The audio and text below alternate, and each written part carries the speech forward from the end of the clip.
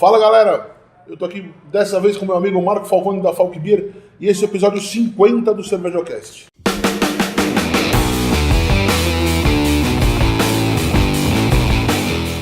Meu amigo, primeira coisa, é uma honra impagável tê-lo aqui. A gente estava conversando agora há pouco, falei, veio no número 50 por questões de agenda, de dificuldade, de distância.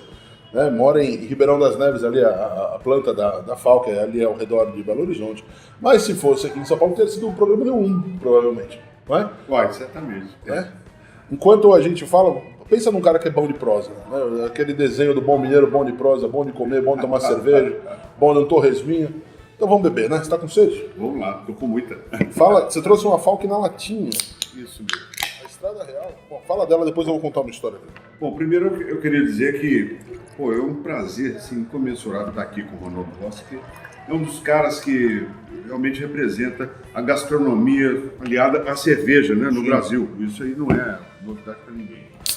Mas o mais importante é que esse trabalho que ele sempre fez é a cara da Falk Beer, porque a Falk é uma empresa pioneira, é uma empresa que sempre foi inovadora. Nós começamos em 2004, Ronaldo, e você sabe muito bem que nós lançamos muitas tendências no Brasil, né? Saúde.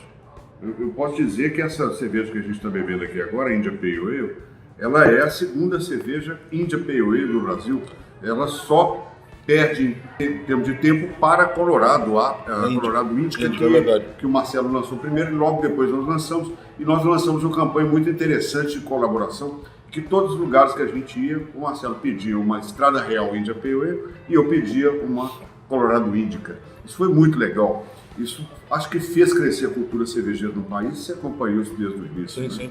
E o fato da India Pale Ale, por ter sido uma cerveja inovadora, ela também foi para a lata como inovação. Talvez uma das primeiras do Brasil que foi para a lata. Nós apostamos no trabalho muito legal do pessoal da lata, que levou a envasadora deles até na Falk, desceram no caminhão, nós ligamos no nosso tanque e enchemos. E ficou essa coisa deliciosa. Tá maravilha. Não é? O que você achou? Tá muito legal. Sabe aquela expressão que eu uso sempre, dá pra tomar de balde? É mais ou menos isso. É isso? Né? Isso mesmo. Eu vou, peraí, só molhar o bacon. Vamos lá. O bom de estar aqui com você agora, que você, como você fala bastante, eu vou beber bastante, isso é muito bom. Boa. Eu ia contar exatamente essa história, né? De que nós tínhamos simplesmente duas IPAs no mercado. Então, ou era essa ou era a Índica. E as primeiras aulas que eu dei, só tinha elas. Né? Então a gente ia de um lado contar uma história, do outro contar a mesma história, mas não tinha muita opção. E para usar na gastronomia também, a gente acabava colocando as duas juntas. Era exatamente essa história que eu ia contar. Eu vou falar da Falk, para quem não conhece. Bom, primeiro, poder perder meia hora, ganhar meia hora de conversa com o Marco é sensacional. Poder fazer isso lá é impagável também. Acho que é mais do que trazer ele aqui, é poder um dia estar lá com ele. E as histórias, né? Então as histórias tudo escrito com o nome do Falcão, né? Cada uma das áreas com o nome do Falcão, plantação de cevada, pezinho de lúpulo, não é isso? E aí recebe de um jeito incrível no tasting room ali, onde você usa, inclusive, para dar aula, para fazer degustações. Exato, porque na verdade nós temos espaço de degustação e análise sensorial. Sensacional. Então aí, e a recepção, com os queijinhos, com a festa, então não foi ainda, tá perdendo, vá um dia.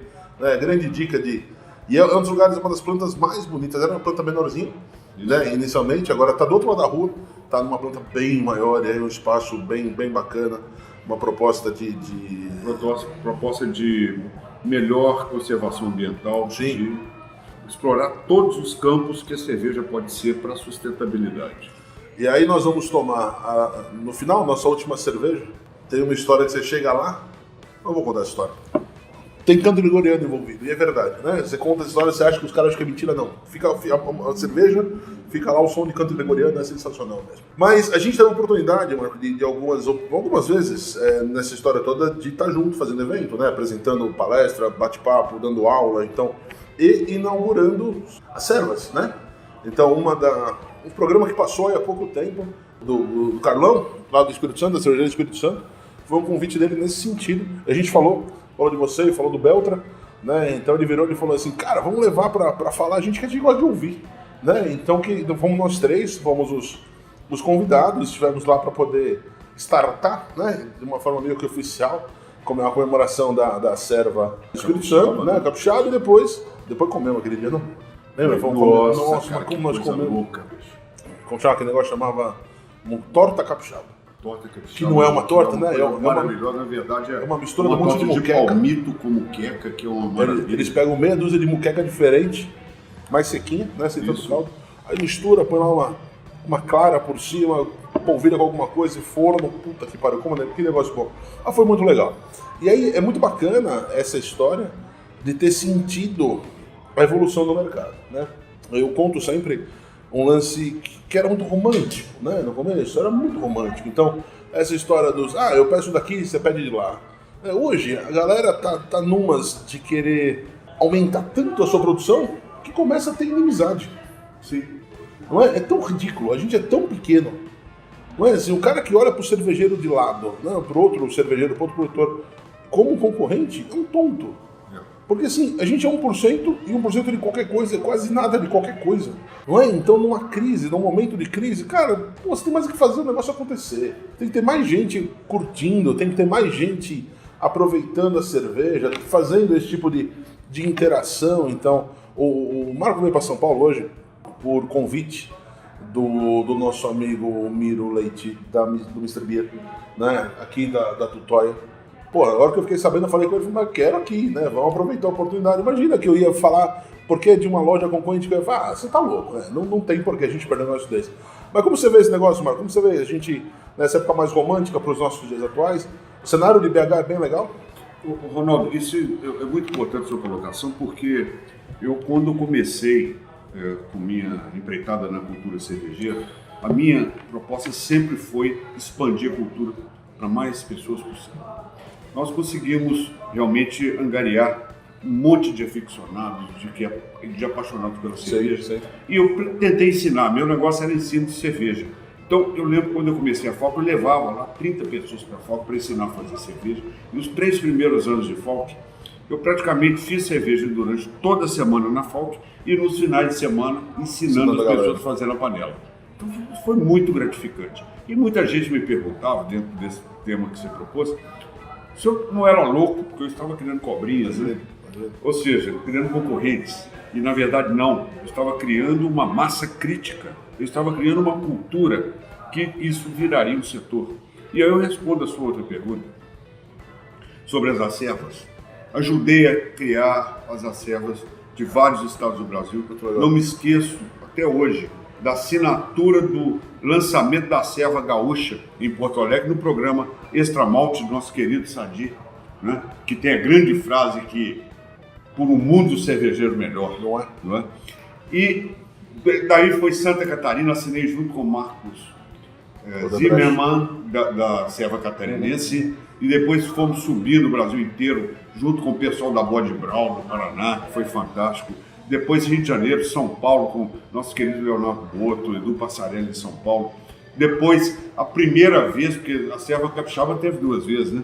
A primeira vez nós fizemos junto com o Baroni, mas depois a coisa não decolou e agora o Carlos Henrique renasceu a Serva Capixaba, pudemos fazer lá. E depois disso, com o Rodriguinho, com o Bovo, lá em Natal, fizemos a Serva Potiguar, fizemos a Serva Candanga, em Brasília, né? A Serva Goianiense.